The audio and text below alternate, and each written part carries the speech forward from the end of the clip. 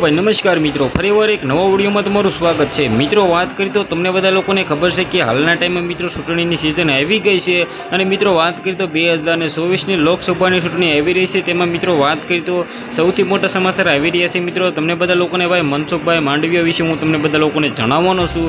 તો મિત્રો આની પહેલાં આપણે તમે ચેનલમાં નવા છો તો લાઇક કરો, શેર કરો, સબસ્ક્રાઈબ કરો તો ભાઈ બિલકુલ ભૂલતા નહીં, કારણ કે મિત્રો ગુજરાતના અને ભારતના જે પણ મિત્રો એમ કીધું ઘટનાઓ ઘટતી હોય છે તેના સરળ ભાષામાં હું તમને લોકોને ન્યૂઝ પગાડતો હોઉં છું। તો જલ્દીથી ભાઈ તમારા બધા લોકોનો મારે ટાઈમ બગાડો નથી, વિડીયો કરીશ ભાઈ ચાલો। તો સૌથી પહેલાં તો મિત્રો તમને બધા લોકોને ખબર છે કે મિત્રો મનસુખભાઈ માંડવિયા છે મિત્રો એમ કીધું ભાવનગરમાં તો રાસ કરતા હતા, પરંતુ મિત્રો 2024ની જે ટિકિટ છે મિત્રો એમ કીધું પોરબંદરમાં આપી દેવામાં આવી છે। મિત્રો વાત કરી તો હાલના ટાઈમમાં મિત્રો તેના માટે ખતરો એ કહેવાય કે પોરબંદરમાં શું મિત્રો એમ કીધું તે વિજય મેળવશે, કારણ કે મિત્રો અત્યાર સુધી તે ભાઈ મૂળ ભાવનગરના હતા, પરંતુ મિત્રો 2024ની પોરબંદરની લોકસભાની ચૂંટણી તરફથી મિત્રો લડી શકે છે।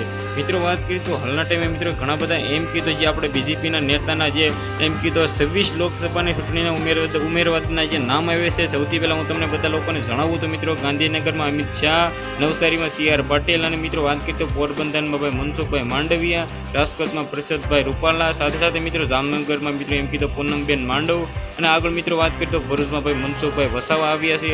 મિત્રો વાત કરીએ તો બનાસકાંઠામાં ડૉક્ટર રેખાબેન ચૌધરી, મિત્રો આગળ આપણે વાત કરીએ તો અમદાવાદમાં મિત્રો એમ કીધું દિનેશભાઈ મકવાણા, સાથે મિત્રો કંસમાં વિનોદભાઈ ચાવડા, આગળ મિત્રો પાટણમાં ભરતભાઈ ડાંબી અને મિત્રો આગળ ઘણા બધા નામ છે, તમે ઉપર ફોટો જોઈ શકો છો।